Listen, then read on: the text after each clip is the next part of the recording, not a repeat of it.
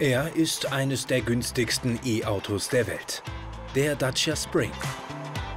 17.000 € für einen vollwertigen Viersitzer mit Elektroantrieb. Mit seinem günstigen Preis ist er unter Privatkunden eines der meistverkauften E-Autos in Europa. 2024 frischt Dacia sein Erfolgsmodell nochmal auf und wir gehen bei Bordeaux auf Probefahrt.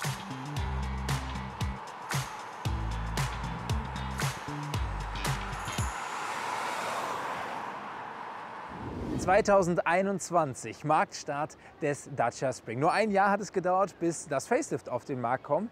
Wobei es da grob gesagt eigentlich nur um das neue Logo, um das neue Dacia-Logo ging. Dieses Fahrzeug bin ich ausgiebig Probe gefahren, konnte damals schon so die ersten Stärken und Schwächen des Autos ausmachen. Und mit dem Dacia Spring kommen jetzt auch die Elektrofreunde auf ihre niedrigen Kosten. Das geht so meiner Meinung nach nicht. Und da wurde auch am falschen Ende gespart, würde ich sagen. Da kommt ja gar nichts. Das dauert jetzt, glaube ich, ein bisschen. Da kann ich mit meinem Kameramann Volker noch kurz was spielen. Das ist nicht nur gut, das ist rekordverdächtig. 2024, also 3 Jahre nur nach Marktstart, bringt Dacia eine zweite Generation auf den Markt. Wobei beim Blick auf das Datenblatt zweifle ich daran ein wenig, weil so viel hat sich da nicht getan. Aber keine voreiligen Schlüsse ziehen. Wir schauen uns das 24er Modell natürlich ganz genau an. Schauen, was hat sich im Gegensatz zum alten Modell geändert und wo wurden vielleicht Kritiken zu Herzen genommen, Schwächen verbessert. Und ist er immer noch das günstigste, was die E-Auto-Landschaft so zu bieten hat. Wir beginnen mit dem Punkt, der sich offensichtlich verändert hat: die Optik. Die Silhouette bleibt weitestgehend gleich, aber die Karosserie ist komplett neu gestaltet. Er übernimmt Dacias neues Familiengesicht, das der Duster eingeführt hat. Das Tagfahrlicht mit der typischen Y-Signatur, die sich auch an vielen weiteren Stellen wiederfindet.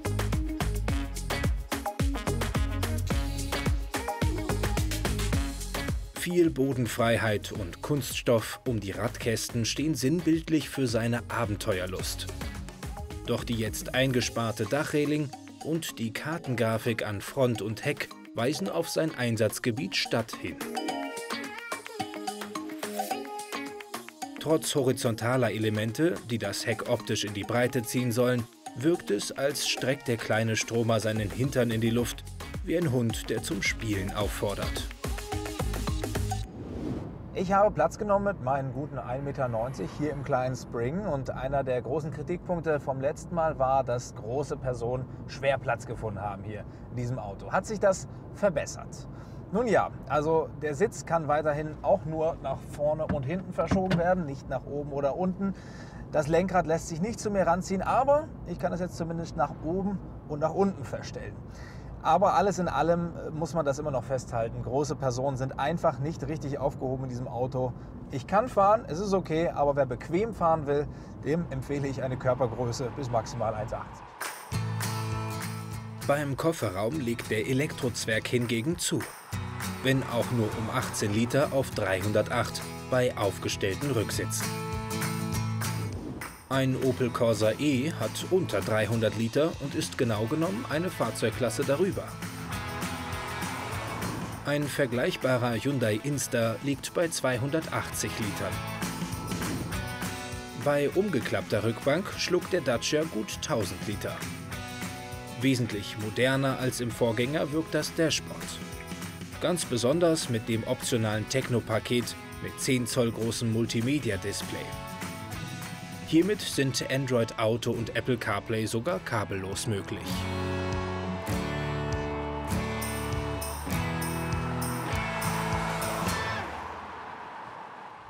In meinem letzten Fahrtest habe ich zum Beispiel angesprochen, dass noch nicht sehr viele E-Auto-spezifische Features im Auto verfügbar sind, wie zum Beispiel eine Ladeplanung. Wenn ich jetzt hier nach München navigiere, werden mir auch nach wie vor keine Zwischenstopps angezeigt, wo ich laden könnte. Gut, okay, ist ein Startauto, also geschenkt. Eine neue Funktion gibt es aber dann doch noch hier dabei. Die ist ganz nett, und zwar unter Akku kann ich hier mir selbst den Akku limitieren. Das heißt, selbstständig entscheidet das Auto, dass er vielleicht nur bis 80, 85, 90% auflädt. Das ist natürlich toll, weil das schont den Akku. Dabei ist die Reichweite selbst bei 100% Akkuladung mit knapp 230 Kilometern nach WLTP erwartungsgemäß recht gering. Dacia sagt, dass die Spring-Kunden ihr Auto am Tag durchschnittlich 37 Kilometer bei 37 km/h Durchschnittsgeschwindigkeit fahren. Je nach Fahrweise sollte man so rein rechnerisch also 6 Tage ohne Laden auskommen. Wie viel Reichweite wir tatsächlich heute erreichen und bei welchem Verbrauch, das klären wir später noch.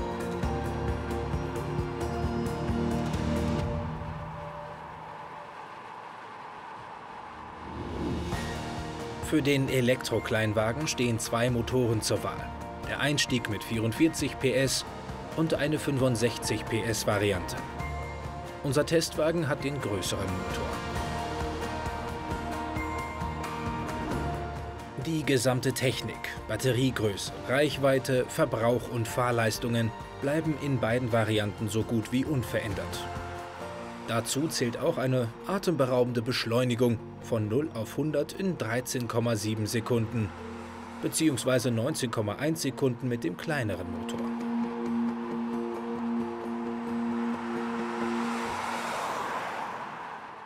Bei meinem letzten Test durfte ich den kleinen Motor fahren mit 44 PS. Bis dato übrigens das schwächste Auto, was ich je gefahren bin.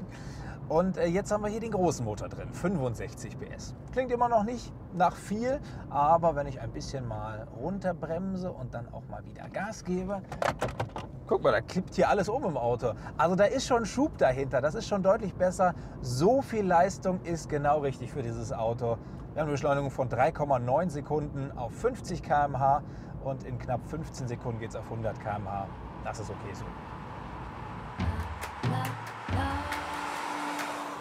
Rennen gewinnen kann man mit dem Spring nicht, außer man tritt gegen einen E-Scooter an.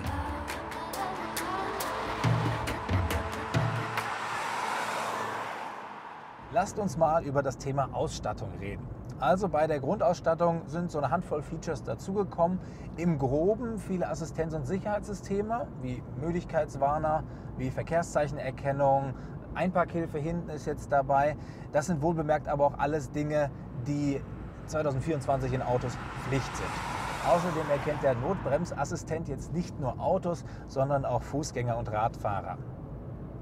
Gibt aber auch immer noch Dinge, die nicht an Bord sind, also zumindest in der Basis, wie zum Beispiel, hier habe ich jetzt elektrische Spiegelverstellung außen. In der Basis habe ich hier noch so mein kleines Hebelchen, womit ich das manuell machen kann. Oder auch Klimaanlage, ne? So ganz einfache Dinge. In der Basis nur eine Lüftung verbaut.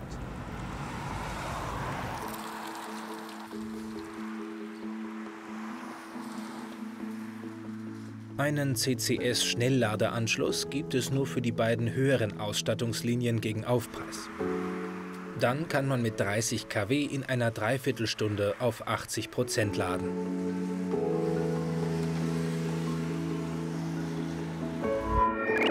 An der Wallbox mit 3,7 kW sind es 4 Stunden 16 Minuten und an der Haushaltssteckdose 6,5 Stunden. 75% der Ladevorgänge mit dem Spring finden zu Hause statt. In der Realität wird der CCS-Stecker also selten gebraucht.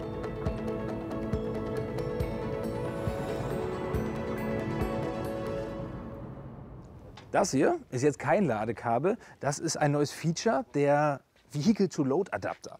Den kann ich hier vorne einstecken. Das Feature gibt es übrigens nur für die höchste der 3 Ausstattungslinien, für Extreme. Und mit dem Strom aus der Batterie kann ich jetzt jegliche elektronischen Geräte betreiben, wie zum Beispiel hier eine Kaffeemaschine.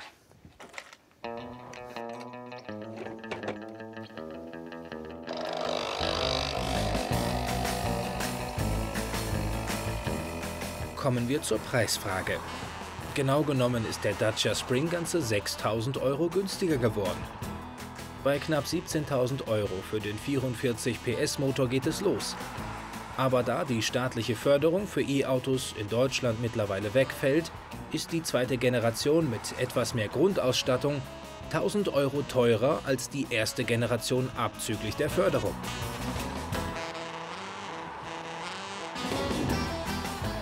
Behaupten muss sich der Spring unter anderem gegen den Newcomer Hyundai Inster. Mit 97 und 115 PS ist er merklich stärker motorisiert. Die größere Batterie bietet 327 bzw. 370 Kilometer Reichweite. Und mit bis zu 85 kW kann auch schneller geladen werden.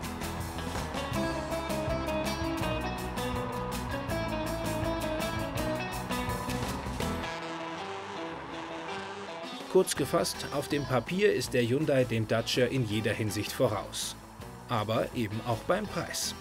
Die Basis, immerhin schon mit Navi und Rückfahrkamera, kostet 24.000 €, also 7.000 mehr als der Spring. Nochmal 1.000 € mehr kostet der elektrische Fiat Grande Punto. Mit 113 PS und 320 Kilometer Reichweite spielt er in einer Liga mit dem Hyundai Insta. Bei 100 kW maximaler Ladeleistung ist die Batterie in 27 Minuten von 20 auf 80% aufgeladen.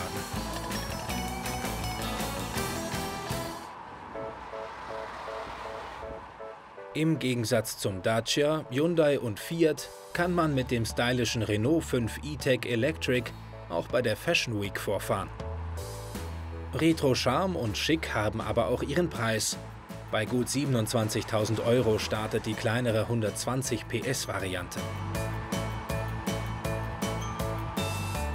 100 kW Ladeleistung und 312 Kilometer Reichweite sind ebenfalls eine Liga mit Hyundai Insta und Fiat Grande Punto.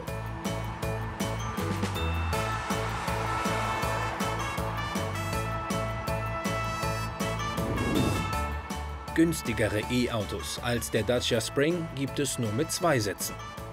Die baugleichen Modelle Opel E-Rox und Fiat Topolino kosten ab 8 bzw. 10.000 €.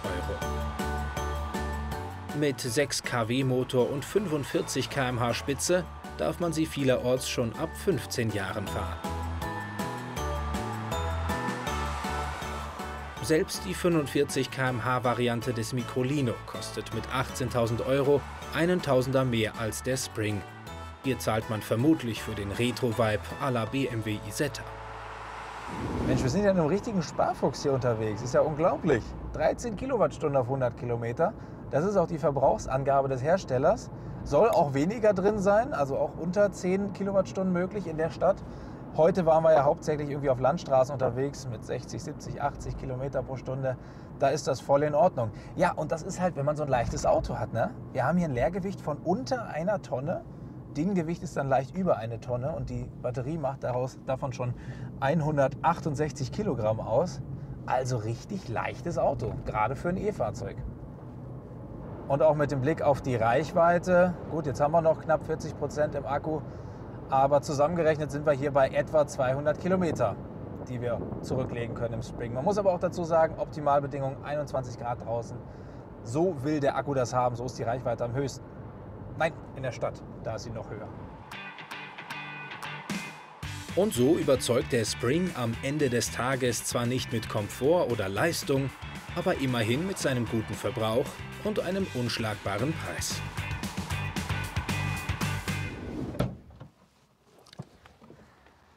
Ich wollte mir heute anschauen, was hat sich im Gegensatz zum Vorgänger verändert, wo wurde Kritik zu Herzen genommen. Vorneweg einmal, ich finde nicht, dass es eine neue Generation ist. Ich würde sagen, es ist ein Facelift, auch wenn die optischen Änderungen wirklich umfassend sind. Technisch steht hier das Vorgängerfahrzeug vor uns. Was hat sich aber zum Positiven gewendet? Also einmal, wir haben ein bisschen mehr Grundausstattung dabei, die Konnektivität hat sich nochmal verbessert, wir haben ein bisschen mehr Kofferraum und eine praktische neue Funktion mit dem Vehicle-to-Load-Adapter. Die Zielgruppe ist aber weiterhin eingeschränkt. Also wir haben entweder den Pendler, der vielleicht nur in die Stadt reinfährt, oder das praktische Zweitauto für die Familie, vorzugsweise Eigenheimbesitzer, damit das Auto zu Hause geladen werden kann. Und der Fahrer sollte auch nicht zu groß oder zu breit gewachsen sein. Aber um jetzt mal noch positiv aus diesem Fazit herauszugehen, ich finde es ganz wichtig und gut, dass es dieses Auto gibt und dass Dacia sich hier zur Aufgabe gemacht hat, Elektromobilität für die breite Masse zugänglich zu machen. Wir können hier keinen Luxus oder tolle Materialien erwarten. Es ist einfach ein Auto, was funktioniert, was praktisch ist und was die Grundbedürfnisse eines jeden befriedigt. Und dafür gibt es einen Daumen hoch.